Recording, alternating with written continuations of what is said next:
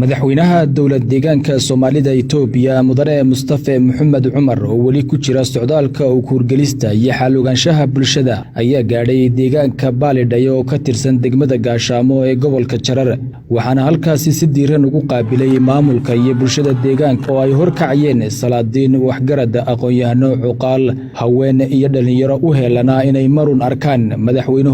madaxweynaha ayaa lagu qaabilay goob fagaara ah oo lagu qurxiyay agabka hidaha iyo dhaqanka fardo iyo codka fanaaniinta bulshada u dirayay fariimaha suugaantu xambaarsan tahay ee ku aadan midnimada wadajirka amniga iyo waxqabadka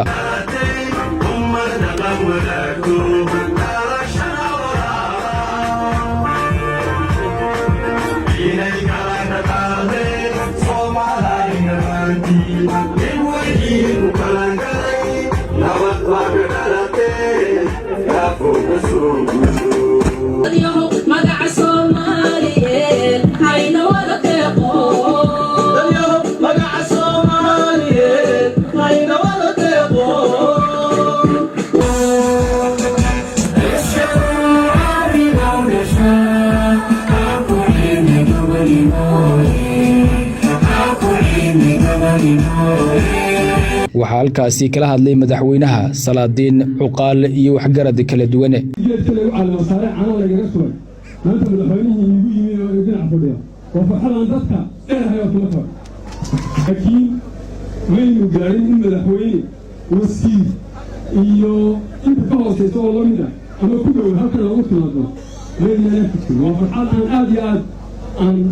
أنا سوكر في محلها وإن من هذا سكوت كتير كبير الآن من هذا الحوين وأنا كنت قاعد وحدة أخاف أو أي من هذا الغدر بس هوت على وصلت هو وياه ولو تروح الكل هذا يروح الكل حيلين والله هاي وهم عطانا عطنا فرين عطانا وهل مجال والله تطلع عن الملح على عطانا إن جيت الله علاش ما أنت سبحان الله إن لبديتيو هو kaaga mahadcelinayaa inaad waqtigaaga noo soo hurtay inaad noo soo murtay dariiq dheer aad noogu timi markii hore degmadayadii Gaashaamo marlabaadkana santarka Baalidhayo aad iyo aad baan kaaga mahadcelinayaa waxaad ku soo dhawaataa inaanu ku jecelnahay oo ku rabno oo ku doonanay annagoo ah dhammaantayo degmada Gaashaamo laakiin waxaanu nahay dad si tushada oo isu tanaasila oo wax wada doonta oo wax soo wada dhaweeya oo meel wada mara soo raacisay fiiga maanta biyihiisu ay 10 casho ka haysan yihiin ee dowla laala ka wadan waxaana soo raacisay santarkii garanuuge waxaana soo raacisay gaarigii ambalaaska oo taagan oo lagu soo wareejiyay kama madaxweyne وكان مهل علينا كاسمها وكان مهل علينا خبر شعهنا وكان مهل علينا نحن قاربنا مدحوينه قدير هاي موكا كان يحوينه كذا تصعد أنا سنة لو سافريسن وأي تاني دقيسن وأنا هراء ورد ما أنت هذا فرصة نصيصي وحن دونينا وهي أنا نظرة تيمويانه وهي كلامنا إن الله ما يستطيع أقوين إلهي القرآن كيس بشرقون للجريرة هو إلهي نلقوا أسطوري وأميني ترينا هين عند الإثيوبيا وكالينا عارو هين أيها اللعو يا عيدا مضى وإلهي نلقوا أسطوري وحكوين عيد وحكو يساء للجريرة لما تشتو مدحوينه مشاعرها طول مشاعرها waxaan soo gaaray bilowgiiba in diinadaadii iyo walaaltinimadii dadka halkii aynu ka soo bilownay ilaa halkan maanta nabadgelyada gaadhay waxa wax noo ah oo doonayna oo ilanka iyagiya oo madaxweynaha iyagiya ninka ummadiisa wuxuu qabtaa baahidu waa biyo talabaad waa biyo saddexaad waa biyo fiiga wixii hore fadhiyena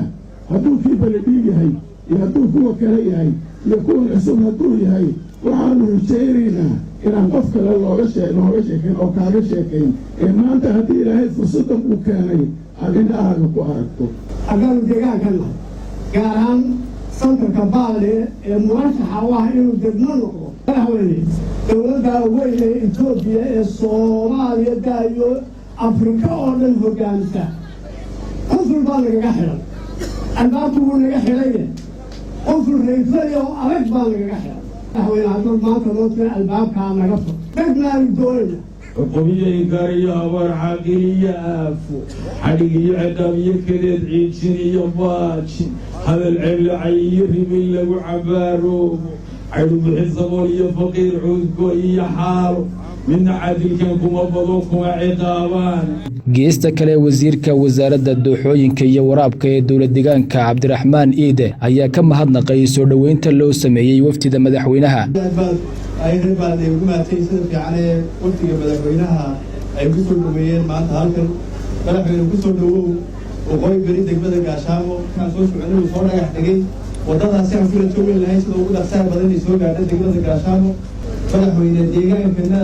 waqooyi bari Gaashaamo waa meelaha sida gaarka dadku ay ugu fircoon yihiin ee wax badan oo isku tashiga ka qaybgal bulshada wax fara badan ay ku qabteen madaxweyne Mustafa Maxamed Umar oo gabagabadii halkaasi ka hadlay waxa uu ballan qaaday inay wax ka qaban doonaan baahiyaha bulshada u soo gudbisay iyagoo maraya hanaanka dawladnimo iyo siyaasadda horumarka ee dawladda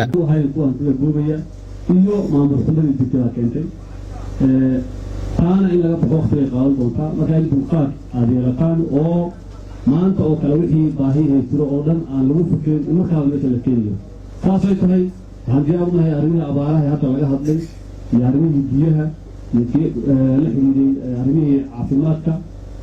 in wax laga qabto si dhaqso ah